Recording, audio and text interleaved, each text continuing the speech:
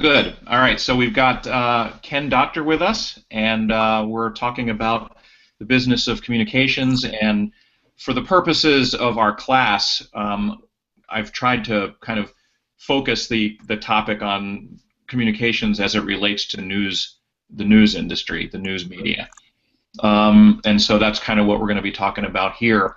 Ken and I have known each other for a long time. I think our first interaction was around audio text at our Yeah, that's right. active newspapers. And Midnight, you early probably don't have any idea what I'm talking about. 95, somewhere in there, yeah. Right.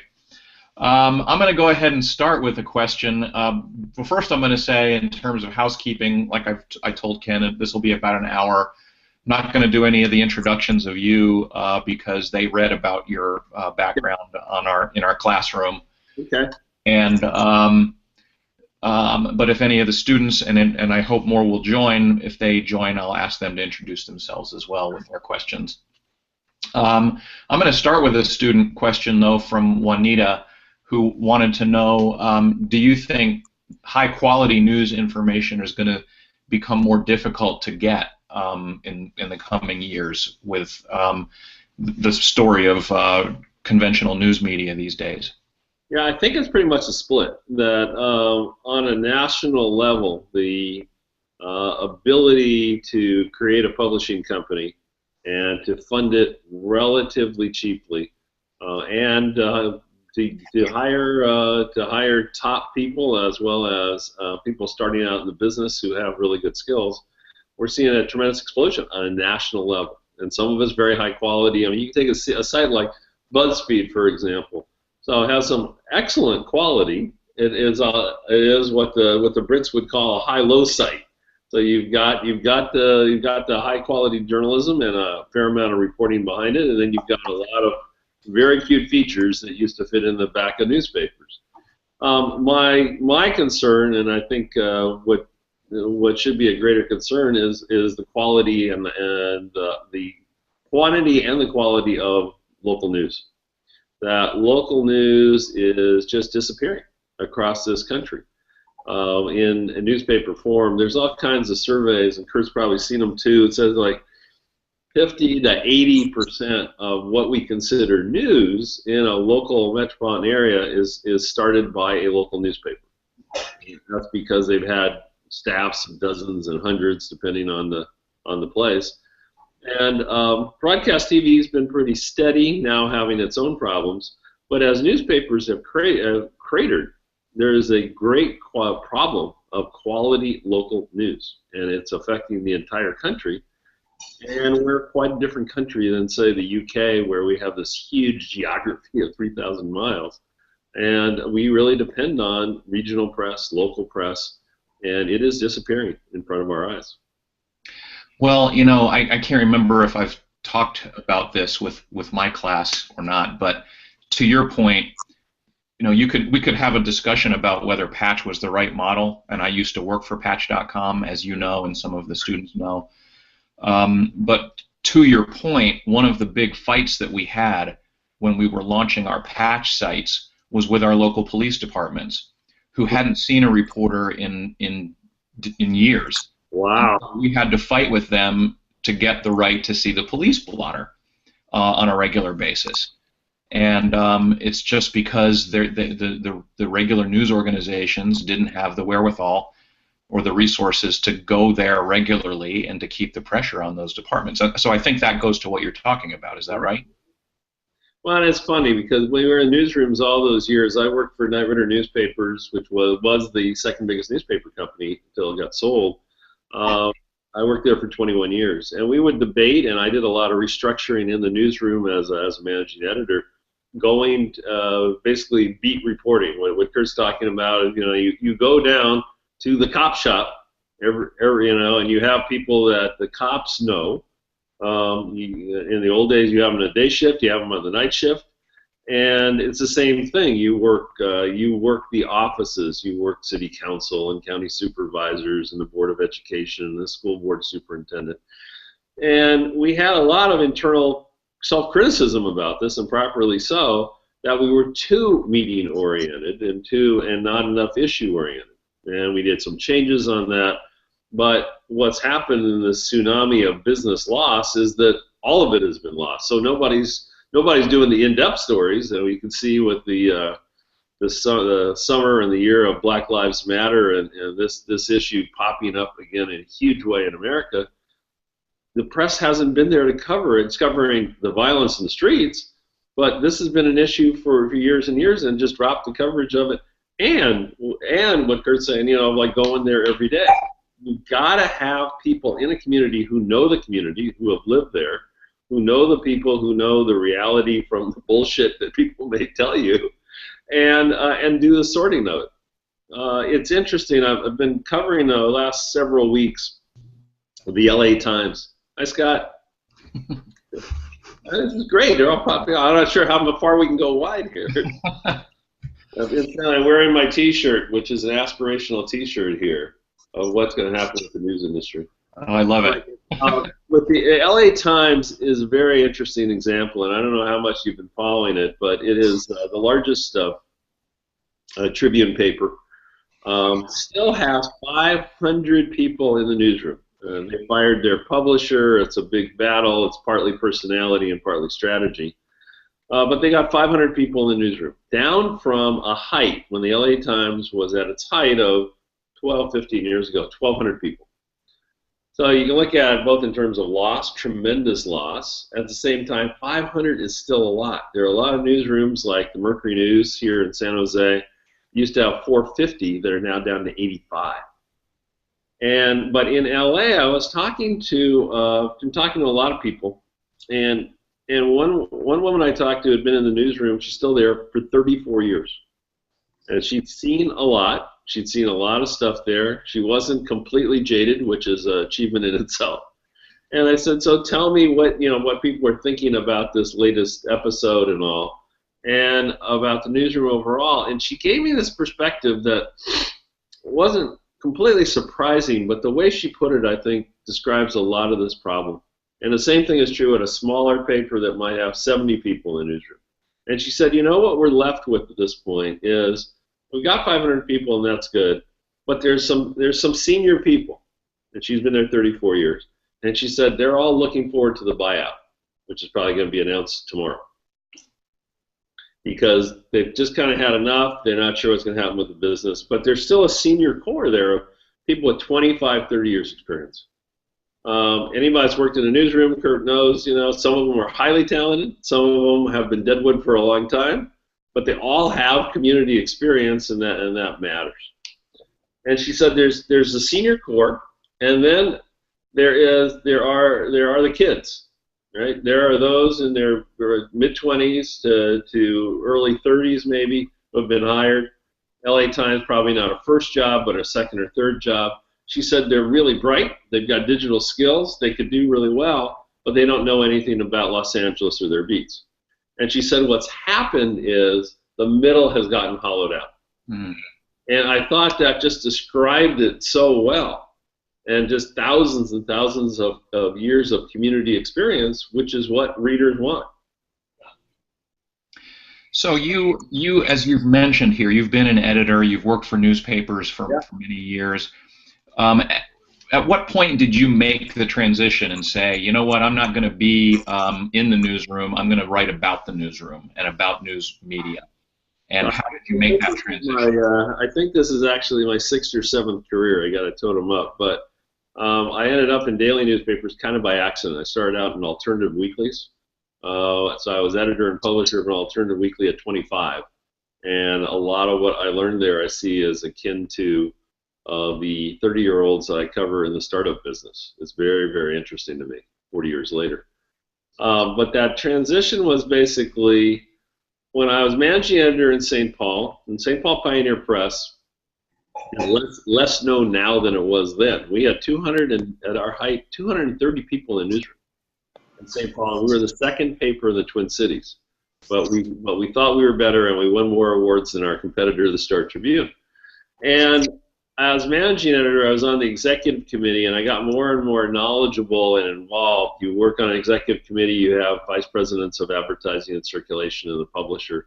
I got interested in the business and how the business was operating. And I was a change agent, and I wanted to change faster. But I saw the business dynamics of that. If I wanted to do a new section, how might it work? How was it going to get funded? So that was part of it. In fact, I was called in St. Paul the most marketing-oriented editor in Knight Ridder, which was 30 papers. So that was an insult from some people, a compliment from others. But so I was interested in the business side, and then the internet started coming along. Or even Kurt mentioned audio text, which is Wikipedia entry for audio text at this point. But audio text comes along, internet comes along right after it, mid-90s. And we started a website there. It was the second one in Knight Ridder. We called it Pioneer Planet for the Pioneer Press. Had a cute little UFO going around in a circle there. And we hired a staff of 8 people. And they were just incredible.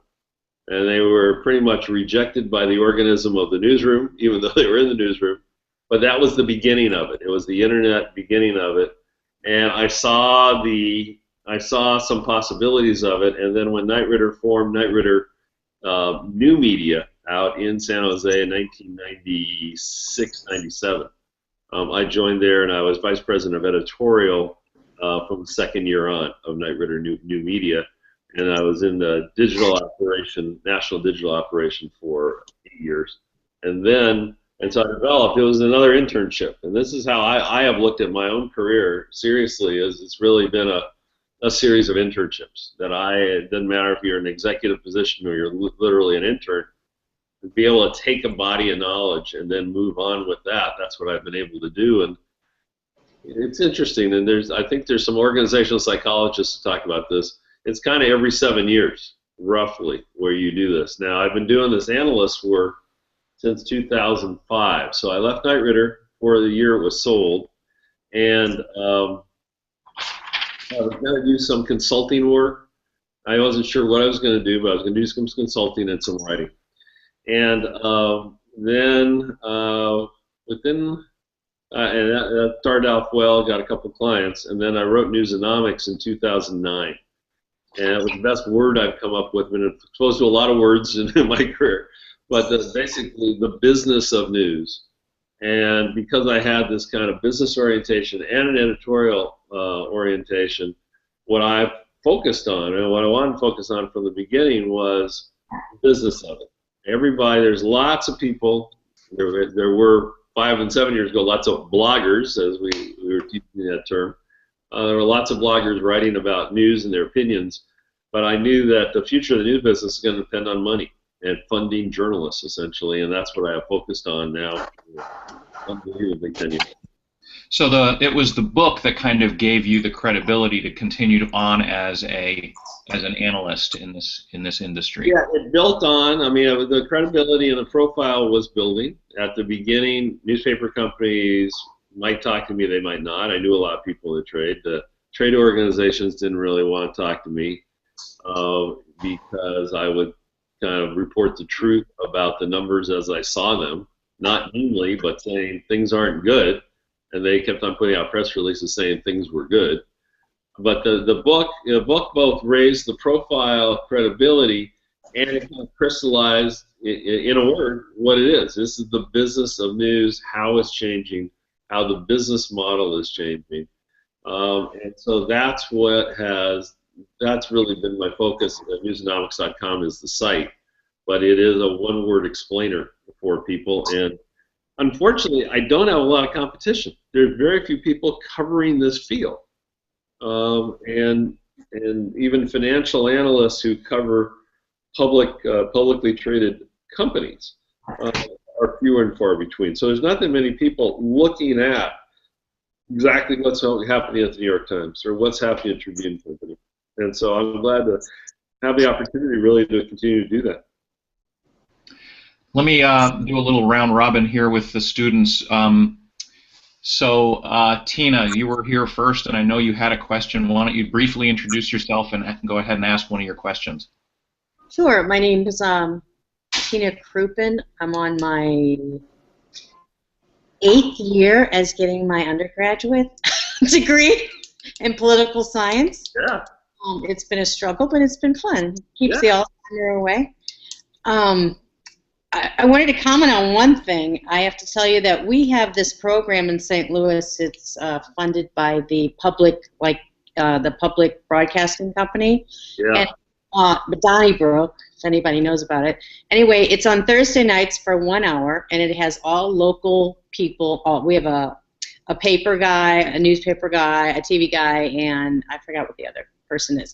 Anyway, they have it live one time a year where everybody gets to go. And I went, and the average age in that room had to be like 75. Yep. I mean, they came in with walkers. They came with the what? I mean, you can see kids are not. You know, I told my kids I'm going to Donnybrook. They had no idea what Donnybrook is. Yeah. But that was my comment. My question would be, what was the biggest meteorite-like thing in social media that surprised you? I mean, was it like Facebook surprised you, or what was something that just took off like crazy that surprised you? Well, two things would be, I mean, it's got to be Facebook. I mean, Facebook is so incredibly dominant in people's lives, 5 to 6 hours a month on average. Oh, sure. So the fact that it is so dominant in time, if you look at advertising inventory on the web, the best estimate I've heard is about half of the advertising inventory is on Facebook.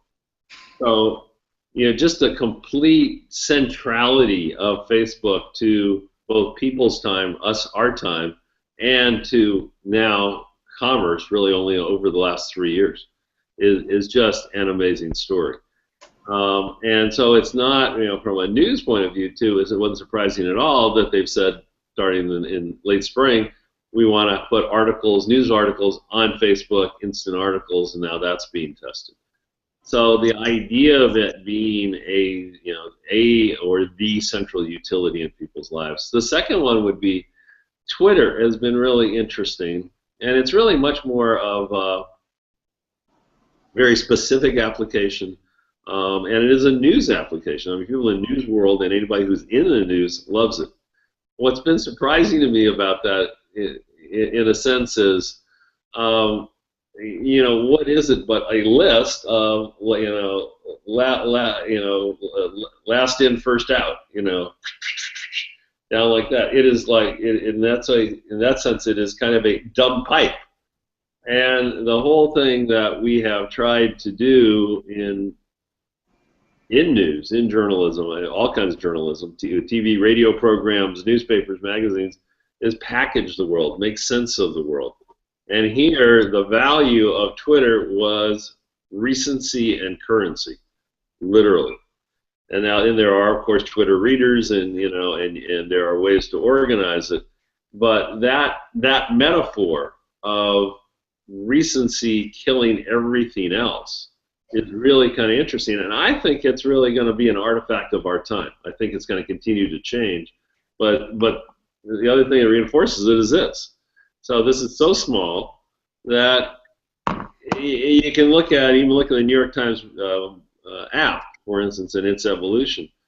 It started out basically as a list of stories, again, and kind of, okay, another list, another boring list, and not personalized. Well, now it's increasingly personalized, kind of passively personalized, but also they're introducing more hierarchy. And you can see the changes in headline typefaces, which signal different things, and use of graphics and little contextual things. So there's some intelligence being added back in, and I think, and so we are getting beyond, in some way, the value of that straight feed, which is what Twitter did, and which we all use, but it's going to be this hybrid world. But I would say Facebook and Twitter for those two reasons. How about you, Neela? You sent me a question earlier, I think, and why don't you go ahead and ask? Introduce yourself first, please. Microphone. Yeah, you have to unmute yourself. Muted. Are you muted? Uh-oh. Uh-oh. Well, how about if I ask your question for you then, or one of them? You could lip sync it. Yeah. One of the questions that Neela sent was, is there a difference in social media consumption that you've noticed in your travels, both around domestically and internationally? Yeah. Yeah, there is, and it's kind of. I got a call for us this afternoon from somebody from Brazil. I've been able to go down to Latin America 4 or 5 times the last 3 years, and so in Latin America, social media and the combination of social media and this is even more voracious than in the U.S. And so in part that combination of mobile and social. So if you look at less developed places, mobile internet has been stronger for a number of years. People couldn't afford desktops, and then cheap phones and Android phones came along. So and then there are just cultural differences, like in India, in northern India, and in Latin America. It's interesting about that question of how different and how the same things are. And in general, if you look at rates of adoption of different kinds of technology or use or Facebook or smartphones, they do vary, but they're all in the same direction, and they do tend to even out over time. And so when I was first doing this in the late aughts, and I'd go over to Europe, and about 2008, 2009, the U.S. newspaper business already having lots of problems. And what the Europeans would say was, "Oh, I really feel sorry for you guys. What's going on over there?" And by now, I mean, Europe has exactly all the same problems as the U.S. Latin America does largely. And even in India, newsprint consumption, the last place to have newsprint consumption growing, is flat. So the rates of adoption here they all are going one way. The lines may be a little different. Social is interesting, but even you look at it, if you would say overall time spent on social, it's going to vary between 4 hours and 7 hours. So it's still not 30 minutes compared to 7 hours. It's 4 hours and 7 hours.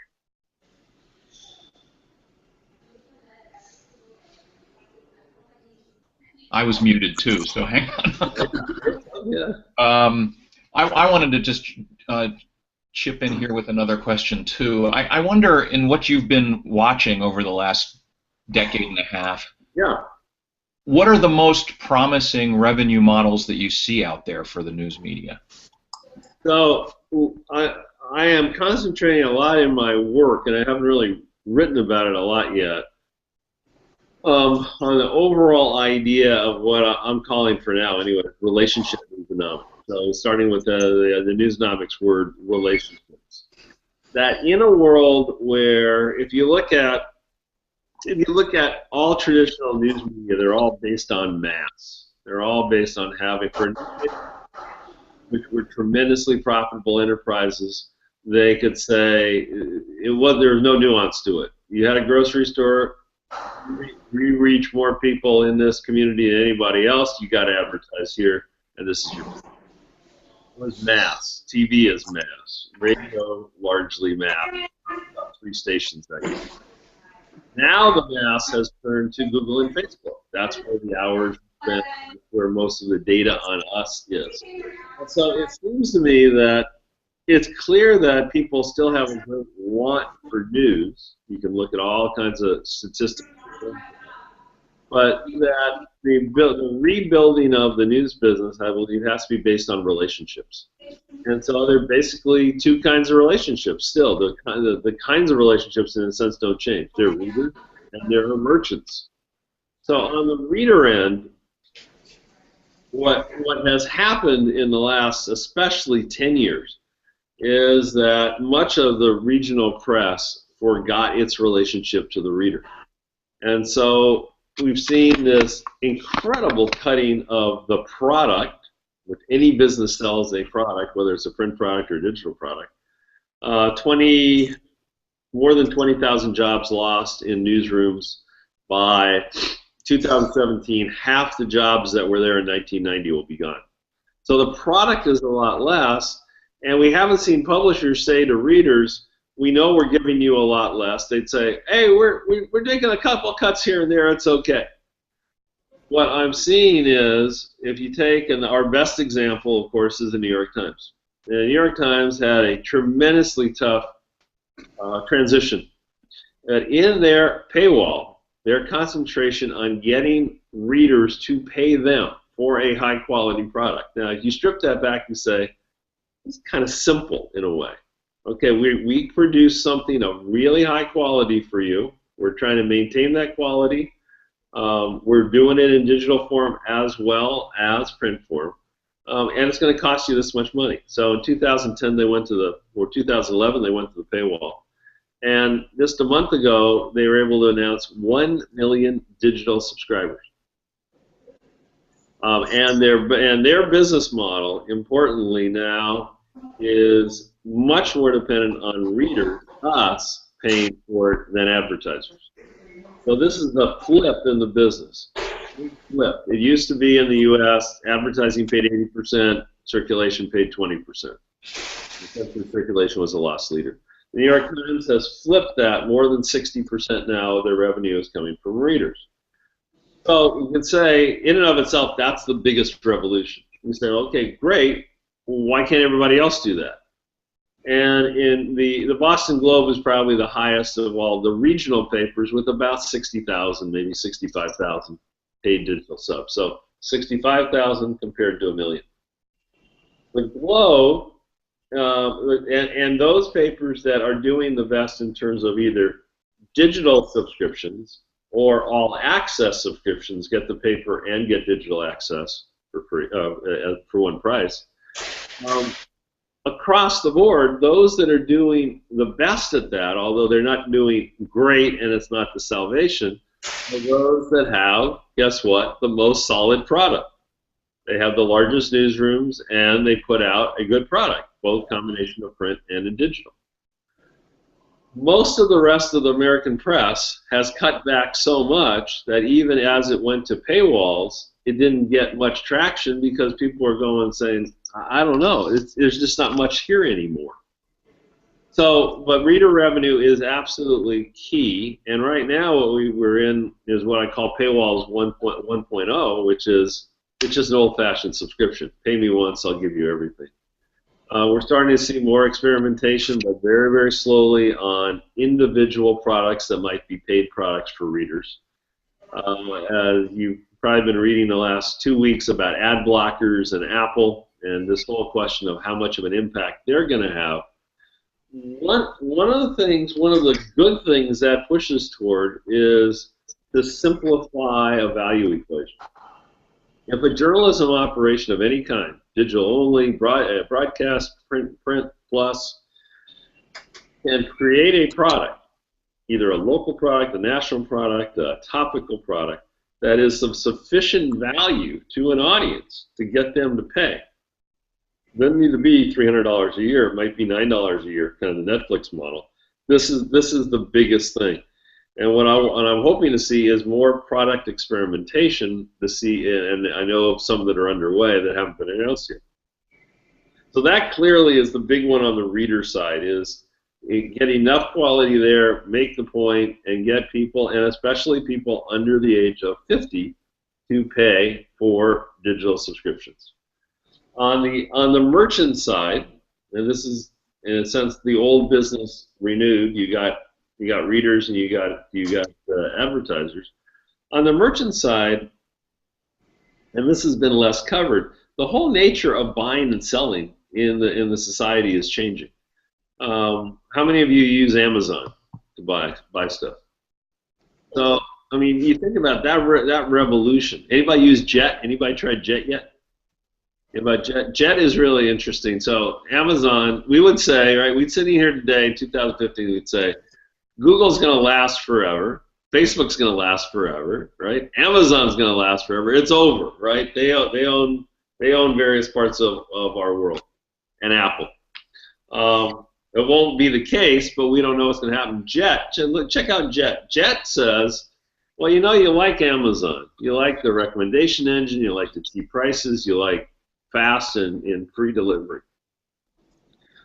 pay us, it's either $50 or $99 a year, and you can shop, and they're adding items. It's going to take them a long time to catch up to the depth, of course, of Amazon, but they're adding items. And so if you want a $1,000 big screen TV, a big screen TV at $1,000 on Amazon, if they have that, that might be $957 on Jet. And what they're saying is, you pay a membership fee, and then we'll give it to you at cost. You're not making any profit on the TV. Now, for those for our parents' generation and grandparents' generation, that was called a co-op. And essentially what they're doing is creating a digital co-op.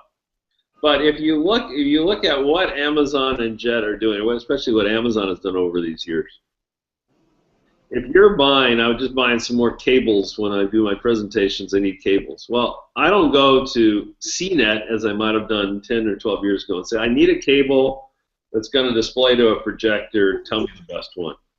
I go to Amazon. I put in, like I did this morning, HDMI to mini display. Pops up, what's the most popular one? It's got stars, it's Prime, it's done. There's no advertising there. Doesn't need advertising. And so much of our lives, buying and selling, is changed by Amazon of just eliminating advertising. And then Google search. Google is 95% of all the billions of dollars that Google's taking in search, where we put the little word into the search box. That denotes our intent, and it gives us ads back. And that's the fastest growing business in the world. So all of that is very different than traditional advertising. Back to Kurt's question, in terms of promising business models, and you say, okay, can a news company compete with Google or Amazon in what they're doing in search and basic exchange? No, that's over.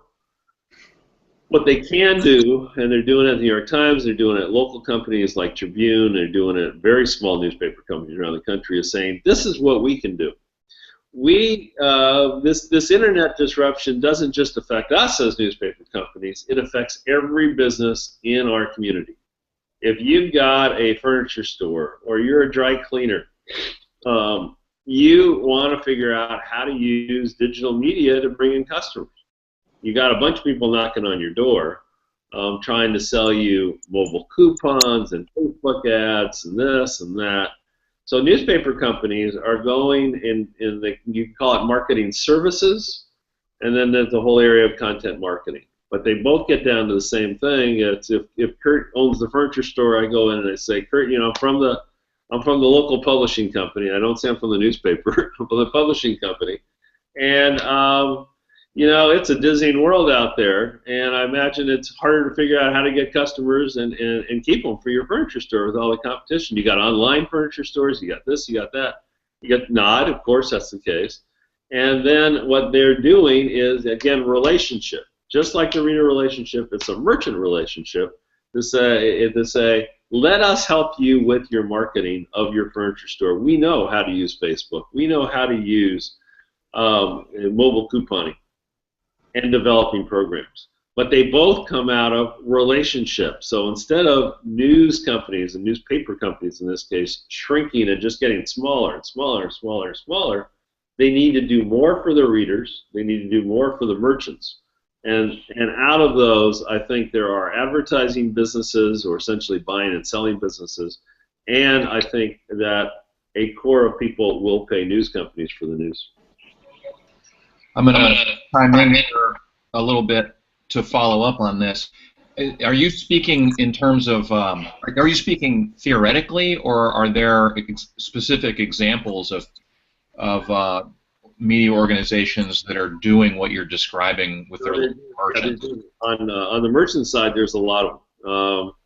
There are, in fact, most of them are doing it. Gannett, which is the biggest newspaper company in the country, has that operation deployed in every one of its 82 markets, or 90 markets now.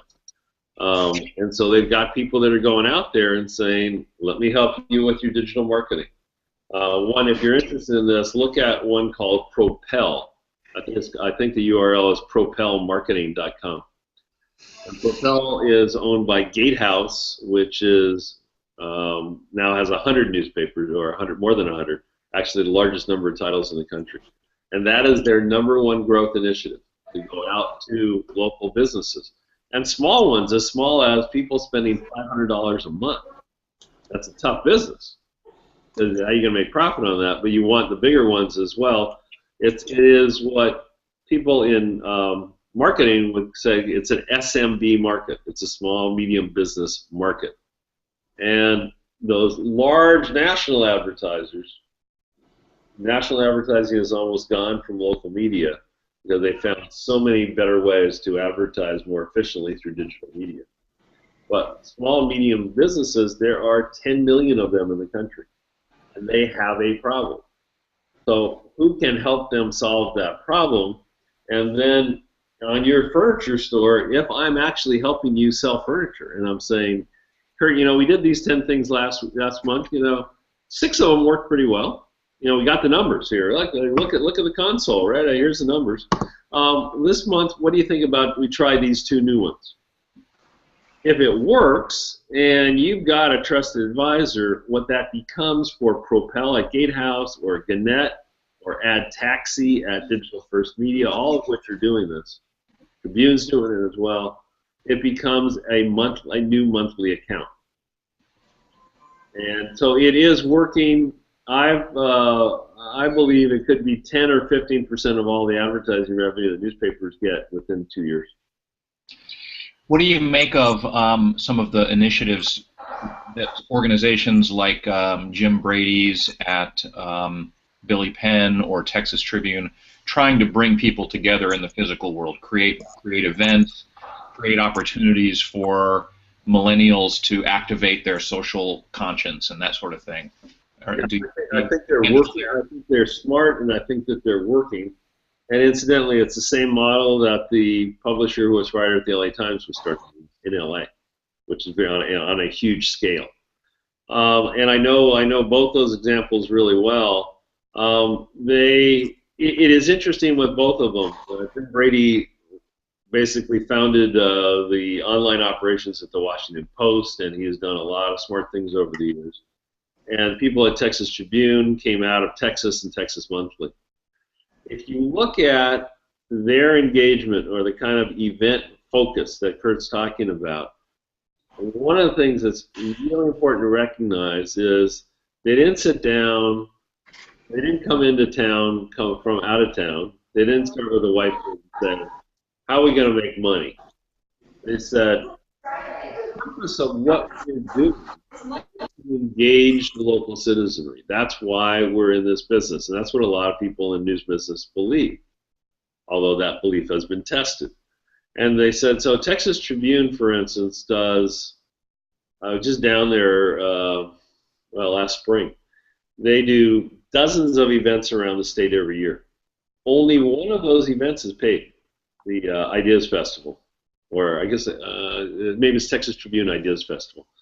But the money there, interestingly, the most of the money is coming from businesses who are high-end sponsors. So again, it's merchants, right? And it's that merchant relationship where they go to the biggest banks in Austin and say, well, we're doing this big thing, lots of publicity, a lot of cross-media, your name in lights. They love it, and it's a unique opportunity. I think I can't remember if they charge for admission of individuals to that one, but all of their other dozens of events are free. So it comes out of that deep belief. It's brand building. It gets people to read Texas Tribune. And then there's some benefit of sponsorship as they go along. Same model in Philadelphia. And it is, and I think it's a model that works. If you can do it really well with sponsorship and you can figure out what people are interested in terms of different niches and topics, it can be 15-20% of the business. Scott, why don't we go ahead and do you have a question for Ken? Can you introduce yourself first, please? Sure. My name is Scott Allen, and I'm a junior in the journalism program. I also work at WashU. But my question is, so newspapers and reporters were traditionally willing to share information or quotes with other media outlets, uh, kind of in the spirit of sharing, but also to it help get the newspaper name and the journalist's name out there. And now today, so many websites either just aggregate content, or they repackage it without credit, or they just flat out plagiarize it, and no one gets credit. Right. And so that seems to me it's not only damaging to the business, but it's taking away kind of that perk for a journalist to get attribution out there. So how do you see that playing out in the future? Both for the newspaper and for journalists, and the journalists who have to deal with their content being out there without their name attached. Yeah, it's a really interesting question. It's one we've been dealing with for years now. In fact, I think it's somewhat settling down. In that, I remember go back to 1998, for instance, 17 years ago now. And people would look for what preposition to use. It's like Yahoo. I saw the news on Yahoo, or through Yahoo, or by Yahoo, right? And Yahoo, and I was at Night Ritter at that point. We were doing some business agreements with Yahoo, and part of that was terminology. How do you, if you're going to run a story from our paper, how do you run it? How big is the type and that kind of stuff? So this has been going on for a long time. But I think in a lot of ways the consumer confusion about it is ebbing rather than growing. And even in the deals, like this year's deals, you look at Facebook Instant Articles, Apple News, Snapchat Discover, these kinds of things. They are doing a better job of making the brand very prominent and not trying to rip off and simply aggregate stuff. So I think it's less of a problem than it was. It's part of this great change in this, this complete openness, and but I think it's a lot clearer. I'm not that worried about that. I'm glad to be able to say it's less of a problem than it was. Blake, do you have a question you'd like to ask, and can you introduce yourself too? Of course. I apologize if there's any noise. I had to run down to my apartment's work center, so there's some people running in and out. But my name's Blake Neal. I do global leadership and management at WashU. I'm a sports manager for a predominant lacrosse league here in St. Louis. You kind of answered my question, so I think it's more of a comment. But so to me, in terms of the business of news, it seems like the evolution has been towards convenience. If you see, the newspapers were sold on the street corners, then they deliver it to, your front yard or whatever. And now we have the development of the internet and mobile apps and stuff like that. So the other aspect to that you hit on was an interconnectedness and relationship with the news. So people, I guess, feeling like they have input with the news or have that interconnectivity there. And I guess my question was what you see as a trend now, and I think you said that the more established news companies are showing that those sources of news are lacking, aren't very maybe trustworthy, or just not as substantial. So maybe the trend now is coming back to a higher quality product within the news. Yeah, I think there's a lot in there, and I think it is in some ways. It's still confusing, and I think living in digital chaos that we all now do, it is somewhat confusing, but it is getting more self-ordered. And we've talked about in the journalism world there was a huge amount of fear about so many things with the internet, and it's like, well, what happens if somebody goes and tells a lie? Well, and then some other people would say, well, it's self-correcting. Now, if you go back to the beginnings of Wikipedia, which is an amazing resource, although as any of us who use it know, and whether in a college context or a professional context, you got to be careful, right? You got, for a list of top 10 cities by population, boom, great, right? For other things, you got to be a lot more critical. But so what the ability of the internet to self-correct is really interesting, and has really made people who interact with it much more critical. And it's always going to be a small percentage of people who are really going to interact. I mean, it's wonderful that we have this interactive capability. I mean, in fact, what we're doing here today is just wonderful. But most people aren't going to do it. Most people still are going to sit back and read something, or with video, they're going to watch something.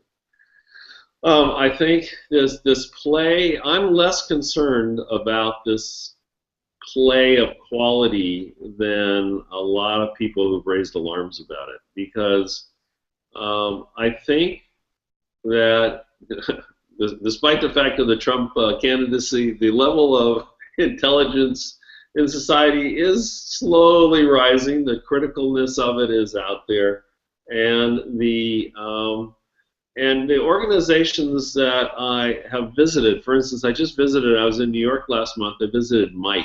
Do any of you read Mike website, mic.com? Take a look at it. It is aimed specifically at millennials, 18 to 34, and they're downtown Manhattan. They are really smart people who have great care about the kind of news they put out there. And so I see in the next generation that you're going to have that, and then you're going to have, again, complete fluff like we've always had. There's been incredible amounts of fluff all for many, many years. It was just more segmented. BuzzFeed, the genius of BuzzFeed, has been able to put together the fluff and the more serious stuff and say, it's all accurate, right? It's all accurate. Some of it, you shouldn't take all that seriously, but you can figure out what's what. So I think it's a really interesting time there, and the kind of coexistence of brands like BuzzFeed and New York Times, they're really much more similar in a lot of ways to their business models and where they're going right now, and they both realize you have to have a certain quality. So on a national level, I think things are working out actually pretty well. And I was saying at the top that the local level is really where we need the visioning and the new revolution, and it's a big problem. And it's gotten to the point almost where people don't know what they're missing in terms of local news. It used to be like when you guys graduated from college, the tradition for 2 generations was, probably 3 generations was, if you got an education, could have been high school, could be college, could be graduate school increasingly. Hardly anybody in college has read newspapers, daily newspapers. They might read a college newspaper, but they didn't read newspapers. And then the tradition was, you get out of school, you get a job, you get married. All that stuff used to happen much quicker together in terms of time. You buy a house, and you get a daily newspaper subscription. You go back to 1955. The penetration of daily newspapers in American households was more than 100%. And you had morning papers and evening papers. Everybody got a newspaper. And so what you did, and there weren't a great number of intellectuals in American society in 1955. You got a newspaper, and in that, some of those stories, some were good, some were crappy, but you got a sense of what was going on in your local community. And you had kids, of course you cared about the schools, but you'd care about stuff, and you'd actually know who the mayor was and that kind of stuff. Now, I think it's a real issue. I mean, I know in talking with younger people, the interest in the world is as high or higher, but it's mainly national, and there's not a tradition and there's less local news for them to read because it's not being produced. But the fact of what is happening in your city, and in your metropolitan area and your city, really does matter, and that's where you can have an impact. And we're just seeing a vacuum there to the point where not just 25-year-olds, but 45-year-olds and 65-year-olds in Santa Cruz, they say, I'm not sure, maybe I'm not missing that much. They don't know what they're missing because it's not there. But it's a big problem, and it's a problem of it's a basic problem of democracy. You can't really you can't be in a democratic society and make intelligent decisions if you don't have people giving you some basic information on what's going on. We got one last example of that in Santa Cruz here. It's a big issue on we have big drought in California. There's been a continuing problem with water and a big issue about desalinization, and should we take water out of the bay? Should we take water out of the bay? Very contentious. There was one reporter who had the ability to get into that subject and write a 3-part series that actually explained it to people and all sides of it. He got laid off, and there's nobody. That issue's still out there. And to the extent it makes it in the local paper or their website, it doesn't make any difference, you can't tell what's going on. And that same thing is true in every part of our local lives. So I find it could be incredibly frustrating. Blake used the word convenience. Yeah. And there are incredible tools out there now to aggregate and keep an eye on technology news, sports news, right. Cardinals news, national news, finance, all of that. I have 3 apps on my phone that give me a wonderful way of keeping up with all of that. But to keep up with local news, I would have to go to any one of 5 or 6 incredibly terrible local websites right. that are not mobile friendly. Right. And even then, and the reason I would have to do that is because if I want to know about Chesterfield, Missouri, where I live, I don't know that the Post-Dispatch is going to cover it, but I want to know if anybody's covering it. Anybody. That's right. But there's just no way to package all that or to get a clean look at that level of the ecosystem anymore. There's just no way to do it. And we thought it would come by now, but it hasn't come. But the good news about it is the technology is there, right? I mean, the technology can do it and can present it in a better way. And then this intelligence, I think we're all going to get, and it's going to largely be on our smartphones, we're going to get a more intelligent feed of stuff that is if we're interested in ad blocking. Well, I don't want to read 16 stories on it. I'd like to know the 3 best stories on ad blocking that really describe it right now. It's amazing to me that I had this conversation with people at conferences, like, why can't the technology at this point unearth the top 3 stories or 5 stories on, it could be the Pope right now, right? There's a lot of coverage. I don't really want to read everything about it, but I'd like to read the top 3 stories of people who made sense of it across different media. And whatever we're interested in, it could be a sports team, right? And with diverse coverage. It'll happen. We need that greater level of intelligence, but as Kurt knows, on a local level, the business incentive isn't there. The local newspaper company has been so technologically backwards in almost every case, and now are largely run by people who have almost given up, and they're just managing decline. That there are some examples. And the Boston Globe is one of them, what Jeff Bezos doing in Washington, Star Tribune, what this guy was trying to do in LA. There are examples of people who are recognizing this problem, and I think we're going to get a solution to it. I'm optimistic. One more thing I want to make sure we get in. We've got about 5 more minutes left, but all of the students in the class, their final project is going to be to develop a business plan. Yeah. Some sort of journalism enterprise that interests them. And I wonder if you could talk about what advice you might have about putting their business plans together, what things they ought to be keeping an eye on, what you've been surprised about in business plans that you've looked at, perhaps. Yeah. Well, I guess I'd start with simplicity itself. You can start a business plan with lots of different lots of different entry points. The most useful one is one that you hear quoted every once in a while. Still, Clayton Christensen, who is a business professor at Harvard, talked about jobs to be done. So if you're creating a business, a media business or any other kind of business, so you're saying, I'm going to do something for somebody. Great. A lot of us do that and say, I'd like to do this for somebody. Well, that's good too, and that kind of engagement's good. But the first thing is the test of, is there a need? Does somebody have a need for, and do enough somebody? So if it's a business, right, you have to have a critical mass of whatever size market you're in. What is it that you're going to uniquely do for somebody that's not being done or not being done adequately?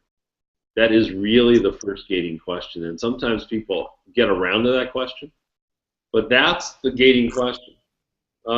Start with your inspiration and your own engagement. It's like, wow, this is what I really like, this is what I know, great. So, but what in that do you share with other people, and do you think is an unmet need? That's really the most critical part of it. And then from there, if it's a business plan, so where is the revenue going to come from? And in a sense, that comes out of that first question. You've got to be able to uniquely do something for people that they are not getting done right now. Otherwise, they or we wouldn't pay for it. So, is there sufficient value, and what is their value? What do people pay for? We mentioned a couple minutes ago convenience. People pay for convenience. They don't pay a lot for it. They kind of expect it, but they want it. They'll pay for the likeliest things they'll pay for are things that will save them money. Might make them a little money. That's where the Wall Street Journal's business is, for instance. It's doing a lot of niche products now. But saving money, making money, because you just think about it naturally, it's kind of like, well, I'm already spending some money there. Well, if I can spend less money, I'll spend a little money to spend less money, or I'll spend a little money to make more money. So whenever money is involved in something, that is a place to look. The time saving may or may not be worthwhile. And then I'd say on the other one we talked about in terms of advertisers and merchants, what is it that this business plan might uniquely do, or what kind of business might it draw as a business that would want to be associated with it? You don't want to get into the programmatic ad business, so you're not going to have enough traffic for a new site. But you might say, I'm doing this, and there are these kinds of businesses that might want to be associated with it, and then you're selling essentially sponsorship. And I guess the last point, just briefly, would be the use of social media, which is kind of where we started. That social media is the great multiplier of marketing for any business. The people at Vox, the people at BuzzFeed will tell you they have built these businesses without spending any dollars on marketing. They use social media to propagate their business, and they use all of us to do that.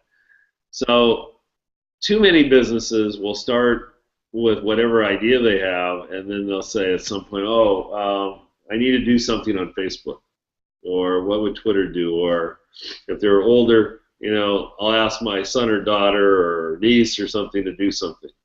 As opposed to built into that core of that business plan needs to be the harnessing of social as a multiplier of free marketing. All right, that's great stuff, and you've been really generous with your time and your insight, and we're at 4 o'clock, so I think I'll cut this off now. Thank you very much, Ken. You're welcome. Thank you. Good meeting you. Take care, and this will be up on in our classroom as soon as YouTube gets around to processing it. So yeah, just send me a link when it's up. I sure will. Thanks again. Yeah, bye. Bye-bye.